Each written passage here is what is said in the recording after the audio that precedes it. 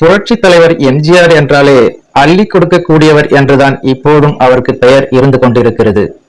அவரது வீட்டிற்கு யார் சென்றாலும் சாப்பிட்டு விட்டுதான் வருவார்களாம். உதவி என்று கேட்டால் உடனடியாக செய்யக்கூடியவர். ஆனால் அப்படிப்பட்ட எம்ஜிஆரால் ஒருவருடைய கடனை அடைக்க முடியாத நிலைக்கு தள்ளப்பட்டுள்ளார் என்ற நிலைமையும் ஏற்பட்டுதான் இருக்கிறது. எம்ஜிஆர் அவர்கள் ஒரு திரைப்படத்தில் நடிக்க ஒத்துக்கொண்ட பின்னர் அந்த திரைப்படத்தில் நடிக்காததால் மிகுந்த நஷ்டத்தை காமெடி நடிகர் ஒருவர் சந்தித்துள்ளார். அதாவது எம்ஜிஆர் சிவாஜி காலத்தில் கொடிகட்டி பறந்த காமெடி நடிகர்கள் நாகேஷ் மற்றும் சந்திரபாபு. அவ்வாறு புகழ்பெற்ற சந்திரபாபு காமெடி நடிகராக மட்டுமல்லாமல் கதாநாயகனாகவும் சில படங்களில் நடித்திருக்கிறார். நடிகர் சந்திரபாபு அவர்கள் படத்தை இயக்க தயாரிக்க இறங்கிய நிலையில் அதில் பெரும் நஷ்டத்தை சந்தித்துள்ளார்.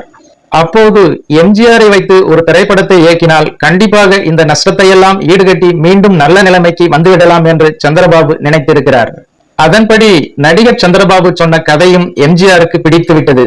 சந்திரபாபு இயக்கவிருந்த அந்த திரைப்படத்திற்கு மாடி வீட்டு ஏழை என்று டைட்டிலும் வைத்து எம்ஜிஆருக்கு ஜோடியாக சாவித்திரியையும் தேர்வு செய்துள்ளனர்.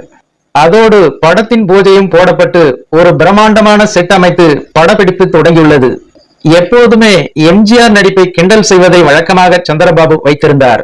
அவ்வாறு அந்த படப்பிடிப்பு தளத்தில் எம்ஜிஆருக்கு நடிப்பு தெரியவில்லை என்று சந்திரபாபு தொடர்ந்து கிண்டல் செய்த நிலையில் நடிகர் சந்திரபாபு கிண்டல் செய்வதை பார்த்து கோபப்பட்டு படப்பிடிப்பில் இருந்து எம்ஜிஆர் கிளம்பிவிட்டார்.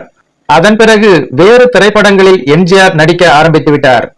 இந்த நிலையில் சந்திரபாபு அந்த படப்பிடிப்புக்காக போட்ட செட்டு வாடகை அதிகரித்தே சென்று கொண்டிருந்த நிலையில் எம்ஜிஆரை அணுகி மீண்டும் நடிக்க கூப்பிட்டுள்ளார். அப்போது கால்ஷீட்டுக்காக தனது அண்ணன் சக்கரபாணியை பார்த்து பேசுங்கள் என்று எம்ஜிஆர் கூறிவிட்டாராம்.